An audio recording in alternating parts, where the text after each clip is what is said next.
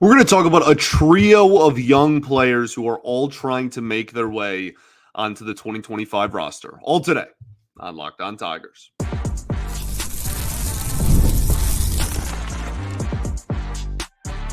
You are Locked On Tigers, your daily Detroit Tigers podcast. Part of the Locked On Podcast Network, your team every day.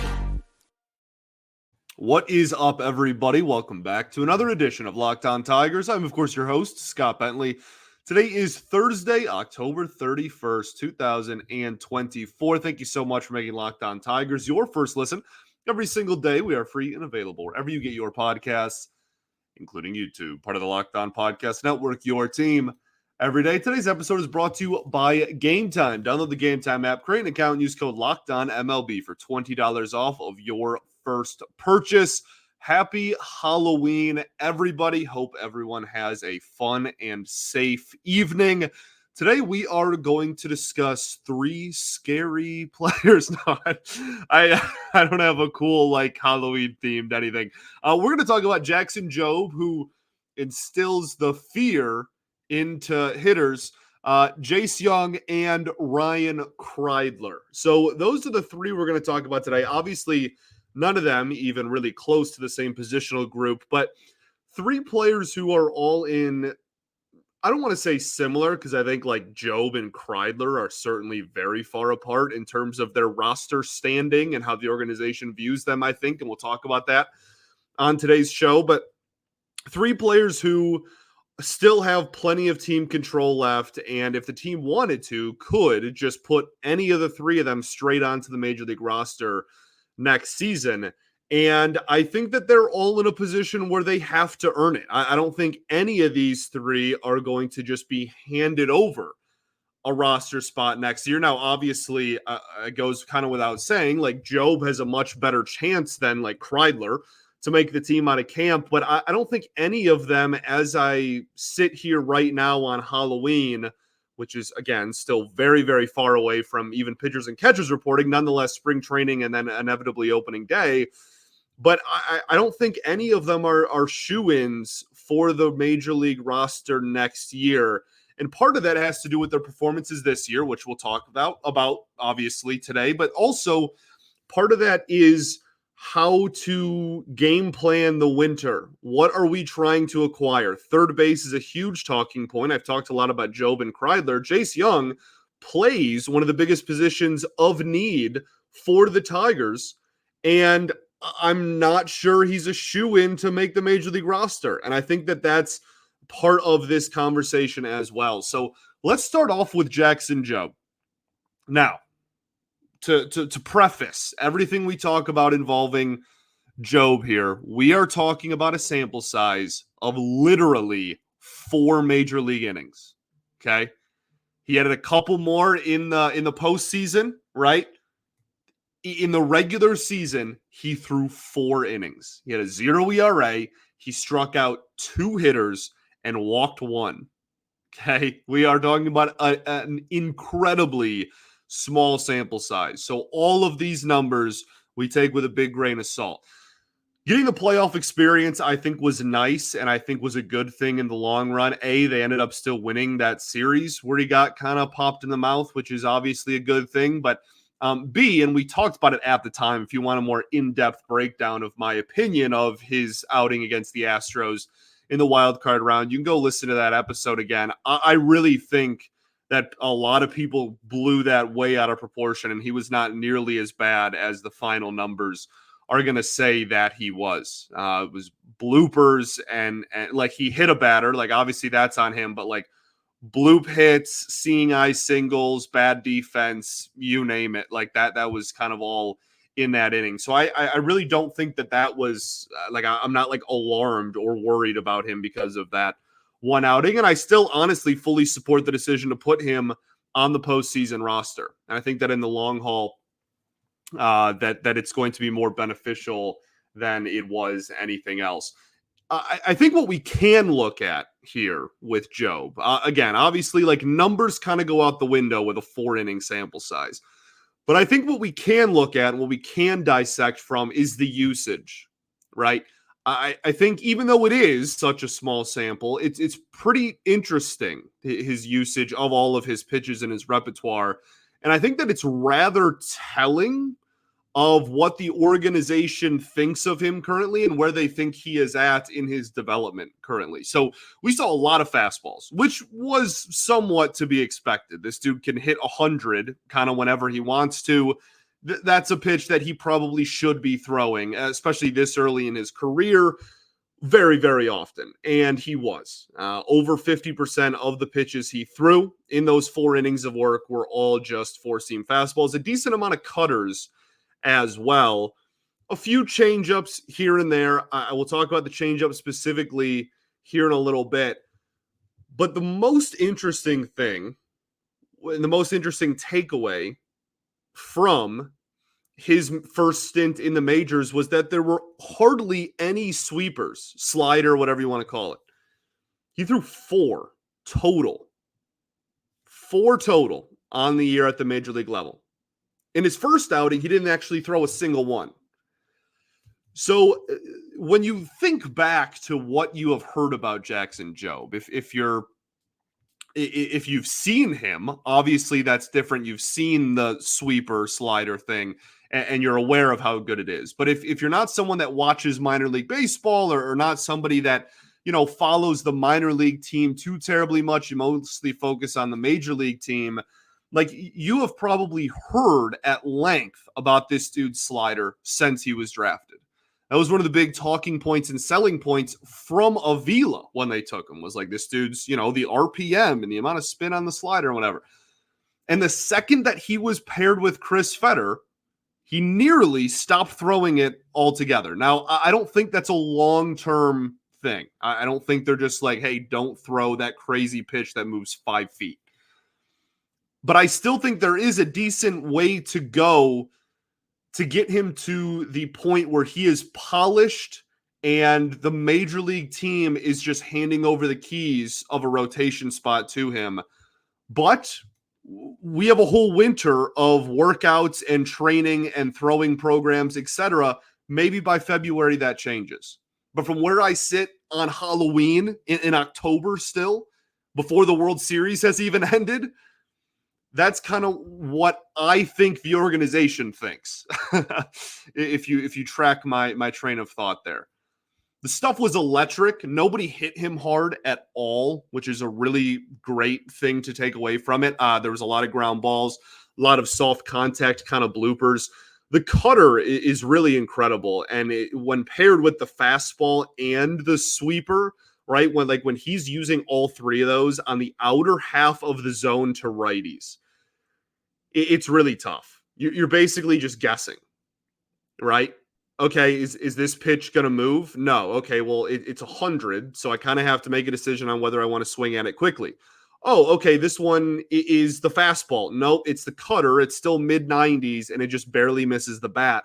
Oh, this is the cutter. It's moving. No, it's the sweeper, and it's moving, 12 feet. So I think that is going to be fantastic when he gets all of his bugs ironed out and is really utilizing and locating all 3 of those pitches well. But all of that being said, I actually think I've had this take since he was in Double-A early on this season. I think the changeup has come a long way, and I think that it legitimately might be his best pitch. Now, when it's all said and done, it's hard to say that the fastball that can touch 100 or that in spring training last year touched 103, isn't just inherently his best pitch. I understand that logic. Even if you just kind of throw that out and you're just looking at secondary pitches, then I guess I'm talking about that. We'll see how the rest of the arsenal develops. But I have been incredibly impressed with the changeup, and I think that it has become a legitimate weapon, and it's going to be maybe his go-to non-fastball against lefties at the major league level, I think. And it looks very encouraging in that sense as well. Got a few more things I want to talk about with Jobe. Then we'll move on to Jace Jung and Ryan Kreisler before talking about all of their outlooks in 2025. We will do that right after this. Got to talk to you today about our friends over at Game Time. Game Time is an authorized ticket marketplace of Major League Baseball, which makes getting tickets faster and easier. Prices on the Game Time app actually go down the closer it gets to first pitch. With killer last-minute deals, all-in prices, views from your seat, and the lowest price guarantee, Game Time takes the guesswork out of buying MLB tickets. They have so many great features. Game Time Picks is their new big feature. Curation makes it easier to save more on sports, concert, comedy, theater, etc. You just toggle this feature on and it gives you the entire total up front, no hidden fees. You know how much you are spending. They also have zone deals where you pick the section and then Game Time picks the row in the seat, and you save some money that way. And obviously, your purchase is covered with the most flexible customer service policy in the ticketing industry. Download the Game Time app, create an account, and use code LOCKEDONMLB for $20 off of your first purchase. Terms apply. Again, create an account and use code LOCKEDONMLB for $20 off. Download Game Time today. Last minute tickets, lowest price, guaranteed. All right, everybody, welcome back here. Segment 2 of Locked On Tigers. Appreciate y'all for tuning in. As always, making us your first listen every single day. Shout out to the everydayers that do tune in every day. We will, of course, be back tomorrow for a Friday episode. Today, though, we are talking about Jackson Jobe, Ryan Kreidler, and Jace Jung. Let's get back into Jobe. We talked a little bit about his arsenal, his usage on the mound, and I think the biggest question that people had, and I don't want to speak for everybody, but the question I saw most often at the end of the season in regards to Jobe and his performance on the mound was, where is all the swing and miss, right?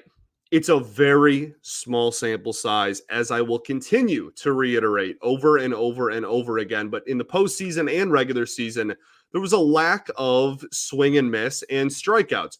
I cannot stress enough how not worried about that I am. This was a first stint in the majors. His stuff is incredible. It's going to come. Adjustments have to be made for pitchers too. He's good. He's going to be really good. The question is more so just, what does that look like in 2025? What does that look like in the immediate future? Because I think we all understand long-term the plan and the hope at a minimum is for this dude to be a top of the rotation type of talent for years and years to come for the Tigers. 2025, though, we'll talk about that at the end of the show. Jace Jung, the rookie third baseman for the Tigers this year, 34 games played, hit .241 with a .362 on base percentage, a .304 slug. That is a .666 OPS. He had a 16% walk rate, a 31% K rate, and a WAR of 0.1, according to Fangraph. So let's start with everything outside of the batter's box, because I'm probably going to spend a lot of time rambling and kind of riffing about his offense for a while. So I want to get everything else out of the way at the beginning. He was in the 18th percentile in sprint speed. That is not very fast. He was in the bottom, fifth in baseball in terms of how fast of a runner he is. You're not getting too much athleticism there. Defensively, that was a huge question mark when he got called up, right? And this was drafted as a second baseman and was switched to third base last winter, right? They sent him to third base in the Arizona Fall League and then had him playing third base in the minors to start off the season in Toledo because they knew that Colt Keith was going to be playing second this year. So, how did that work out? Not very well, is really putting it lightly. He had a -3 outs above average and a -6 DRS at third base in just 190 innings. Again, only played in 34 games and already accumulated those pretty comfortably negative numbers with his defense at third base. So, immediately, it's kind of clear that this dude is going to have to hit to provide a lot of value for this organization, which was somewhat expected, right? Nobody was talking about how great of a defender he was at third base. There was a little bit of talks about him being a solid defender at second base last year. We'll get into that later.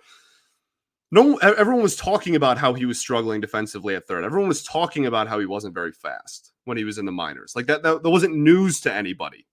And that's fine. There are plenty of players in baseball that are like that. And all the value they provide is in the batter's box, and they hit really well. And they are obviously very valuable assets. Hitting is the name of the game at the end of the day. But when you think of how third base specifically is going to look next year, you have to be really nitpicky about every single option. And those are defensively and just like athleticism wise, there are some negatives in terms of, the question, is Jace Jung going to be the third baseman going forward? So, subpar arm, not great defensively, relatively slow. Offensively, there was some positives and some negatives with him this year. Again, pretty small sample size for him too, 34 games.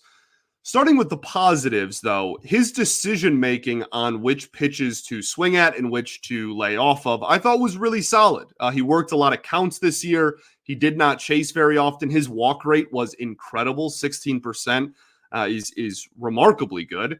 And his chase rate was really solid too, which makes a lot of sense. So that was, I think, honestly, the high point of his first stint in the majors, to be completely honest with you. A 362 on-base percentage in a little over a month of regular season work is pretty darn good. That's a pretty solid first, cup of coffee at the major league level.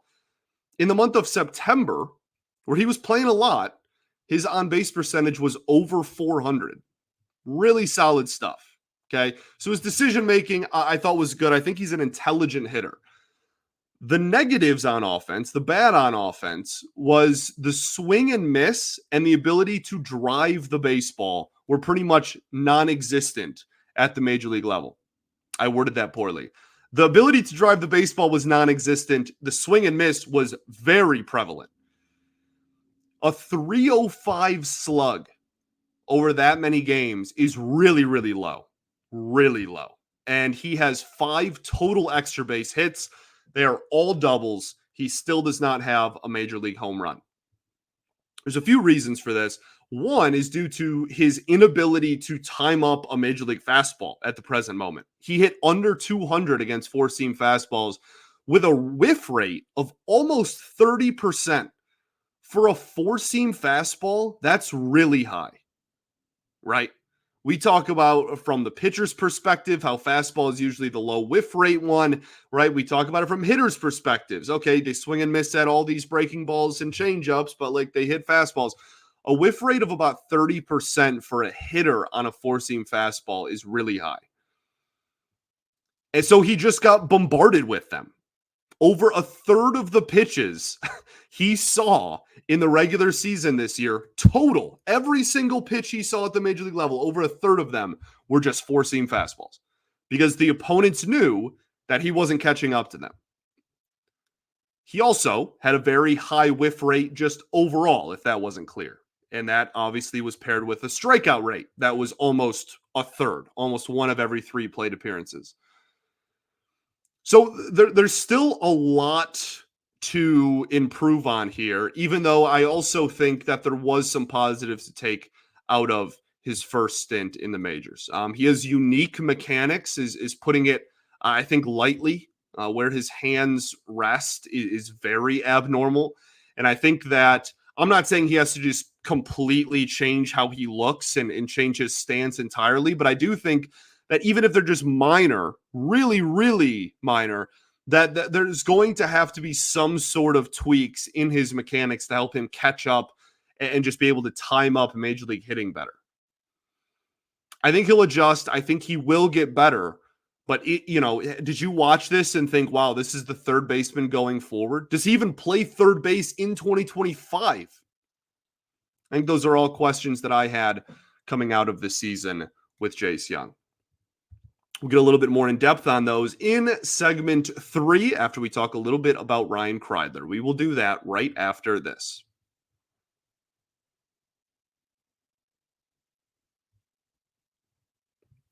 All right, everybody, welcome back here. Third and final segment of Locked On Tigers. Appreciate you all for tuning in. As always, let's talk about Ryan Kreidler. So for Kreidler, we're going to do his stats a little bit differently. Everybody else we've talked about this season specifically and what their numbers were. Just I was going to say in today's show, but they're rookies, so that's kind of the only sample they have. But even this entire, the last 2 weeks of doing these, we've really focused on this year's stats. For Kreidler, we're going to go his whole career, actually. So 72 games played at the major league level in Ryan Kreidler's career. His slash line is a 147 average, a 212 on base percentage, a 193 slugging percentage. That is a 405 career OPS in over 70 games played at the major league level, a 7.2% walk rate, a 28.7% K rate, and his career WAR is negative 0.5. This season, it was negative 0.5. His first stint in the majors, he was a plus 0.2. His second stint, he was a negative 0.2. So that's how we get there. He has a career 17 weighted runs created plus. That is just a scale where if you are 100 in that, you're a league average hitter in the eyes of the formula weighted runs created. 17 means that he is 83% worse than league average in terms of his offensive production. That is very, very low. And in 2024, he was around a net zero defender. 2024 also the biggest sample size, the most games he's played in any given season in his major league career. So outside of the numbers I just read to you, I actually don't think there's too much to break down here. He really, like, Ryan Kreidler to me just hasn't really proven that he has the ability to hit major league pitching, like which happens to a lot of people, a majority of people actually. He draws walks, which is nice, and his decision making on which pitches to swing at, I actually think is pretty solid. I have no issue with how his approach is when he gets in the batter's box, but it just hasn't mattered. A 405 OPS across 3 separate major league seasons, with playing in a career high 35 games this year.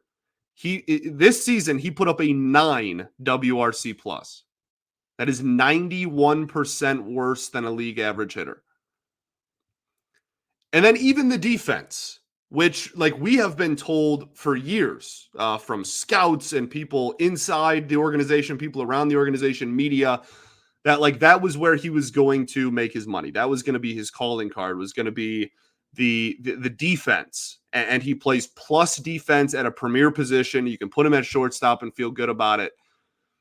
It really hasn't been that great at the major league level either. I think that this is just a point where the game got too fast for him. Maybe it's pressure. I have no idea. I don't know the dude. I'm sure he's a great guy. Rooting for him always, obviously. But like, he had 2 errors in 17 games at shortstop this year. That was supposed to be his calling card. He's a fine defender at multiple positions and can work a count, which is a nice piece to have. That's a nice organizational depth piece that you can put in your minor league system and feel really good about having depth at, utility infield or shortstop. But I can't imagine that going forward, the Tigers are going to give him a lot of opportunities at the major league level. I think that this is close to having run its course. So let's transition to the 2025 outlook, right? We'll just start with Kreidler because we were just talking about him. He's going to be 27 years old next season. He's going to be 27 here, I think, in a month or so. And he has just 1 minor league option remaining. So the Tigers can send him down to the minors 1 more season before they have to start putting him on, like waivers or DFAing him or just keeping him in the majors, whatever. I don't think he is going to make it through the roster this winter. Make it through the winter on this roster. Goodness, I can't speak. If he doesn't stay in the organization after being removed from the 40-man roster this winter, which I'm presuming he's going to, I definitely think another team picks him up. I don't think he's like this guy's just awful and like no team's going to touch him. No, there are some tools to like here. And I'm sure that another team will pick him up and try to get the most out of his bat if he does leave the organization. But I think his time on the 40-man, at least, for the Detroit Tigers is pretty much over. I think they're going to use his spot to fill up, a free agent, a call-up, you name it. They're going to have to remove some guys from the 40-man this winter, and I think that Kreidler is pretty likely to be one of those players. Jace Jung. Jace Jung was whatever, a pretty highly regarded prospect for the Tigers that I think needs more at-bats to make those adjustments that we talked about when we did his breakdown a few minutes ago. I think that when he does make those adjustments and is honestly just like on time at the major league level against higher velocity specifically, that we'll see a decent hitter come out of him. But there is still a lot of reservations that I have about him going forward, and certainly in 2025. Is he going to be a good enough hitter to justify the defense? Is the defense going to get any better? Can he just be serviceable, period, ever defensively at third base over a full season? Is he going to get any more athletic? How high is the ceiling offensively? Ton of questions. Honestly, just straight up, who's the third baseman on opening day in 2025? I don't think it's Jace Jung. I'm pretty confident in that too. Where does he play? And that's not like a hot take either. I don't think that there's like a majority of the fan base is like, oh yeah, like there's our third baseman in 2025. I think most people are kind of on a similar wavelength. But then like, where does he play? Right? I think they're probably going to try him in a few different positions to see if they can make him a decent first baseman. Obviously, there's a lot of conversation being had about what the future of first base looks like for this team. Maybe you send him back to second. We'll talk about Colt Keith when we do his player breakdown, but like kind of a roller coaster of a year defensively for him. Heck, like maybe even corner outfield. Although that's just another left-handed hitting corner outfielder you're throwing into the mix there, where you already have about $1 billion. But I really don't think, from what we saw this year, that third base is going to be like the long-term solution for, or answer maybe, to Jace Jung's career, especially for the Tigers. Maybe it's in short spurts he plays there. I don't think he's like played his last game at third base ever again. But this team and this fan base want and are desperately asking for a true everyday starting third baseman for the future, and I don't think it's him. Does that mean he won't be a part of the team going forward? Absolutely not. I think he definitely has a chance to be a positive asset for this baseball team going forward. I just don't think it's 162 game third baseman. That's all. And I think in 2025, he probably starts off the season in Toledo to work on some of those things. And then if somebody gets hurt, somebody goes down, he's going to be one of the early call-ups next year. We'll end on Jackson Jobe. As of right now, as I've kind of heavily alluded to throughout this episode, I don't think the Tigers are ready to make him their guaranteed 4th or 5th starter in the rotation in 2025, at least on like opening day. But he will likely be the first person or second person called up if, and honestly, we can just ditch the if, when a starting pitching injury happens or a setback happens of some sort next season. Those are inevitable. They happen to every team every year. Pitching injuries are the highest, at a rate basis that they've ever been in the history of our sport. So I cannot wait to watch him at Comerica Park in 2025. It will happen. I'm sure he will pitch plenty, to be honest, at Comerica in 2025. But going into the winter and going into the offseason, I think they're going to fill out the rotation without having him as a shoe-in to be one of those starters, at least on opening day.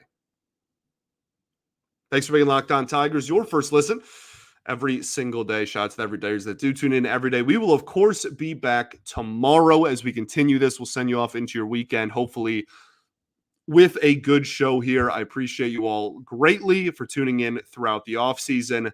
I got to go watch the Red Wings hopefully win a hockey game. If they lose, go check out Locked On Red Wings either way.